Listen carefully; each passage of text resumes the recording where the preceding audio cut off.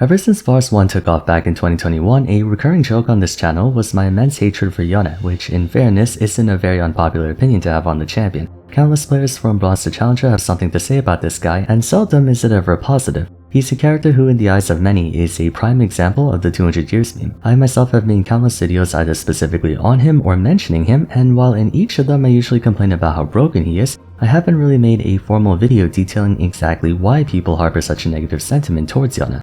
Whether it's because of confirmation bias or if there's something truly unique about the experience of playing or playing against him, the kind of hate that people foster towards Yone is different from your typical champions who either get a lot of backlash because that's what everyone else is doing, or due to a severe defect in their gameplay, especially when on the receiving end of it. So in today's video, we'll be discussing the real reasons why everyone hates Yone.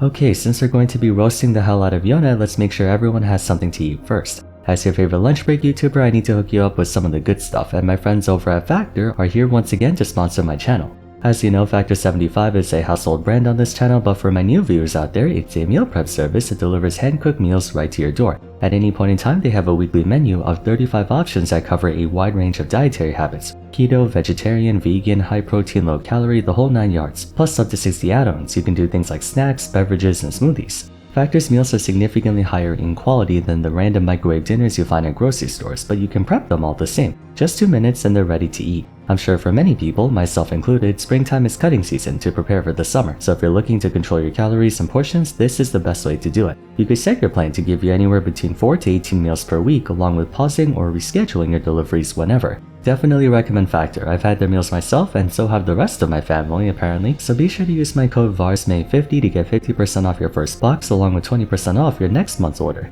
There's also a link down below for your convenience. Thanks again to Factor for sponsoring the video, but for now, time to roast my favorite champion. As a member of the Slayer class, in fact the only one who is part of both Assassins and Skirmishers, Yone has a very simple gameplay premise. Echoing a similar high DPS, high rushdown playstyle as his younger brother, he can deal ridiculous amounts of damage if you don't shut him down, and in many occasions trying to do so is of utmost priority as his pressure is so extreme that it borders on hypercarry status. Hypercarries are generally disliked for being the most anime main character champs in the game. Even on the off chance they 1v9, people don't really feel too good about having a Master Yi jungle. They would rather have someone more secure like a Jarvan or a Mumu. Now the thing about Master Yi is that for all the DPS he carries, he suffers from many critical weaknesses, and that's always been the thing with hypercarries. Kassadin, Vayne, Yi, Kog'Maw, Smolder, their 1v9 potential is heavily restricted by the absence of a fallback, as they invest virtually all of their power budget into damage and ways to exert damage. It's all or nothing for them. If things go well, they go spectacularly, and if things go poorly, it's the worst case scenario. Such volatility does not lend itself to great reception.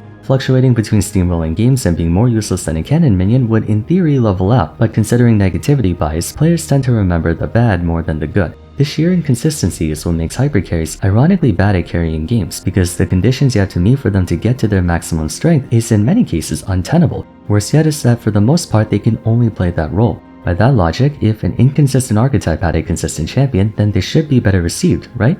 In theory, yes, but hypercarries are the one archetype where consistency is actually worse than being inconsistent. That is the guiding principle on why everyone hates Yone. He's one of, if not the only hypercarry in League of Legends who's not only consistent, but difficult to respond to. Hypercarries are a deceptively weak archetype because they're easy to respond to. How do you respond to Master Yi? Disruption. Anything interrupting his tempo for even a brief moment can be all you need to ruin his entire life. How do you respond to Kassadin? Bully his weak early game. Every hypercarry in some way, shape, or form has a point of vulnerability that can never be overcome by nature of the champion. Yone is the one exception. His kit's engineered to be as difficult to respond to as possible, meaning he will always be a threat no matter what. Let's go through a few scenarios, starting with Burst. When fighting against an assassin, anything offering burst protection, Kinetic Root Current, Sterix Gauge, Maul Malmortius, Edge of Night, will make their job more uncomfortable to perform. Yone can deal staggering front-loaded damage if you layer his third cast of Mortal Steel with Spirit Cleave and Fate Sealed, which can easily one-shot a squishy champion after you disengage with Soul Unbound. But in the event that proves insufficient, he can still stay with his extreme DPS through auto attacks and Q, not to mention his W having a short cooldown and max attack speed. This is where the whole Yone misses everything and still kills you meme originates from. If plan A, bursting his opponent fails, then he has a plan B, simply auto-attack you to death. Other assassins may be able to keep fighting after their main combo, but a lot more of their pressure is within the combo itself. Even if you survive Yone's burst combo, his threat level doesn't go down. When fighting against an auto-attack champion like Tryndamere, Kayle, or Jax, anything that can slow attack speed or neutralize basic attack damage will make a huge difference in their capability. Beyond straightforward durability, items like Frozen Heart counter these types of champions. While Yone is certainly attack speed and basic attack oriented, he's also an ability caster. Tabbies on Frozen Heart won't do anything to diminish the damage of Mortal Steel, Spirit Cleave, and Fate Sealed. Yone does just as much ability damage as he does basic attack damage. Basically, he can bypass the typical weaknesses of an assassin and the typical weaknesses of an auto-attacker, but it goes beyond that. Let's talk about the damage itself. High DPS physical damage units like Riven and Tryndamere are easy to deal with if you stack armor, while high DPS magic damage units like Cassiopeia and Kassadin crumble against MR. However, there are a few items in the game that give both armor and magic resist at the same time, understandably so, as multi-resistance items would basically always be better than single resist ones. This gives hybrid attackers like Yone a huge advantage. He deals a non-negligible amount of magic and true damage, meaning trying to build armor against him will only be half as effective. With that said, the bulk of his DPS does still consist of physical, so armor is your best bet, but that magic damage can and will add up. If you think you can respond to all three forms of damage by stacking health instead, he takes care of that too, as he deals % health damage with W, in addition to having a long-running history of abusing Blade of the Ruined King. Basically nothing you build, except maybe Jaksho, will ever be fully effective against him. Even Jaksho's not that good, as that's a late game purchase. Most of the time, in the early to mid game, a small amount of defense can make all the difference. Just building a Tabbies against a Fiora, for example, even though she does true damage, will greatly reduce their pressure against you in lane, or an early Warden's Mail against a Tryndamere, for instance. Defensive stats are the strongest in the early game before opponents have a chance to build Void Staff, LDR, Black Cleaver and stuff, which is why Yone is so difficult to handle in lane. There are no early forms of defense that work well against him, not efficient ones anyway. He bypasses Tabbies to some extent, he bypasses Bramble as well, Warden's Mail, Ruby Crystal, just about anything. Now, Yone's distribution of physical and magic damage isn't quite as even as the likes of Kayle, Smolder, and Kog'Maw, but both are kept in check by a vulnerable early game, which is the next bypass for Yone. Ever since Lethal Tempo was changed to give ramping attack speed, Yone and Yasuo went from having lousy early games to dangerously strong ones, because that rune is even more valuable on them compared to Jax, Tryndamere, and such. When it first came out in 11.23, it gave you up to 90% bonus attack speed at level 1 by attacking 6 times. Yone's Q applies on hit effects, meaning he was one of the fastest to stack this. 90% attack speed is enough to reach the cooldown cap on both his Q and W, so not only would Yone benefit from having 90% bonus attack speed for free, easily the highest gold value out of any keystone rune by far, but his Q and W would also reach their lowest cooldown. By level 2, Yone would reach the equivalent power spike of having a Berserker Greaves and a fully completed item, minus the attack damage. Attack speed on him is exponentially beneficial in the early game, since unlike Yasuo, who only has one main damaging ability, Yone has 3, 2 of which have a cooldown based on attack speed, not ability haste.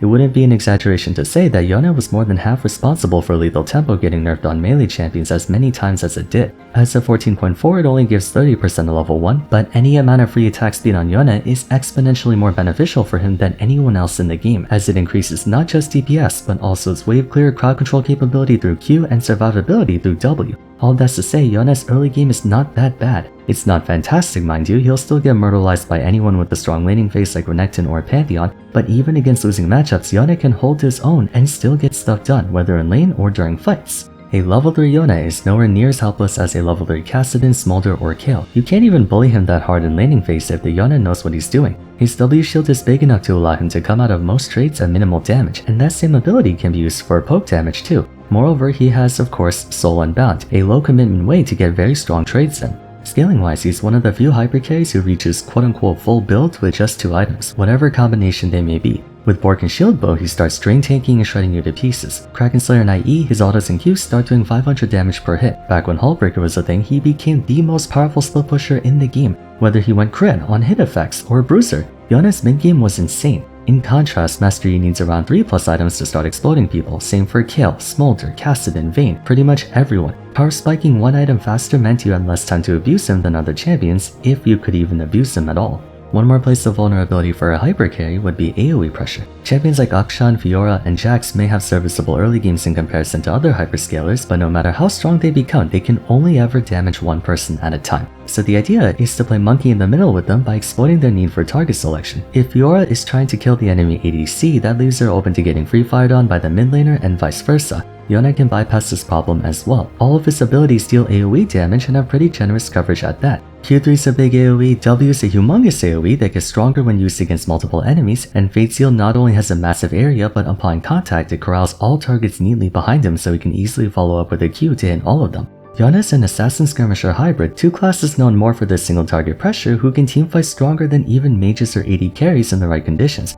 Mind you, he can never hold a candle to Orianna, Brand and such in that department, but it's kind of like Riven where Yone is just as dangerous in 5v5s as he is in 1v1s, if not more so. Lastly, having brought up Riven, we have the final point of vulnerability for hypercarries, utility. Hypercarries are all damage, nothing but damage. They carry a metric ton of damage, but ultimately it's just damage. That's a lot of damage! On occasion, they might have an ability that could be used supportively, Jax's Counter-Strike being one of them, but for the most part they have nothing but DPS to fall back on. Yone, however, does have something. He has AoE knockups in his kit, two very powerful ones at that. In addition, like I just said, his ultimate's one of the best grouping tools in the game since it packs everyone together right behind him, making him one of the best champions to set up wombo combos. Since both his Q and ultimate are knockups, that means you can't deal with them by running merc shreds. Once again, calling back to the whole idea of his kit being really difficult to respond to. That's why everyone hates Yone. He's a champion who breaks the rules of the game more than anyone else. A hyper late game scaler yet has a respectable early game, immense DPS but can also burst and vice versa. One of the best duelists and by extension split pushes in the game, but can teamfight extremely well. An auto attacker who can deal heavy ability damage. Skirmishers tend to have bad neutral games, and yet Yone has actually a very good one, which is partly the reason he's capable of being played mid as well. Most players when asked why they hate Yone will default to saying things like infinite mobility or point fingers to Soul Unbound and Spirit Cleave, which are definitely part of it, but I think the principal cause of why he feels uniquely frustrating to deal with that's different from other champions with infinite mobility or broken abilities is that there doesn't seem to be a clear answer on how to beat him, not one that works every time at least. For example, one of Kale's hardest counters has always been Nasus, and while you would think Nasus can beat Yone, he actually gets bullied by Yone. One of Tryndamere's hardest counters is Malphite, but Malphite also has trouble against Yone. For most of these 1v9 champs, especially top laners, the best answer to them is usually a stat checker like Renekton or Mordekaiser who can effectively brute force their way through all the BS that champion may have. Yone is interesting though, in that at a certain point he becomes a stat checker too. During the Hullbreaker meta last year, he could dish out heavy DPS while face tanking all of yours, so by 2 items he could outscale most lane bullies. A lot of champions who counter him in top lane fall off like Renekton, Pantheon, Warwick, and Chase. In the mid lane, he's more prone to being shut down by the likes of Vars, Syndra, and Cassiopeia, but Yone mid can always roam, so that's a moot point.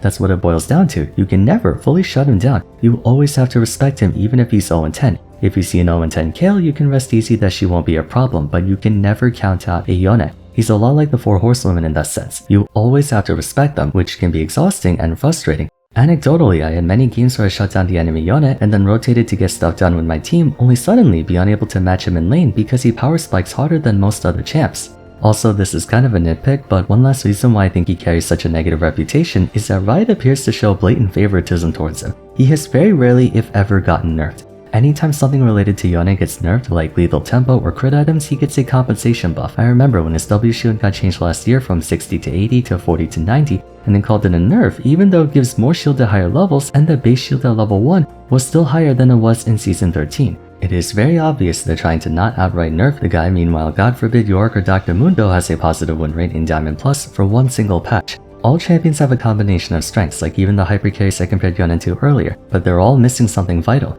Kale deals hybrid damage and has area coverage and utility, but she is arguably one of the worst laning phases in the game. Smolder deals hybrid damage, AoE pressure, and has a low-key safe laning phase, but he has no utility. Jax has a strong laning phase, a token bit of utility in his kit, and decent mobility, but he's mostly single target. Yone has everything though. What doesn't he have? Like legitimately, what does Yone not have? Before you say he doesn't have sustain, he builds Vamp Scepter items. Realistically, I don't think he lacks anything. It doesn't mean he's the best champion in the game, but it sure as hell makes him frustrating to shut down when he potentially has a response to anything while you really can't do the same to him.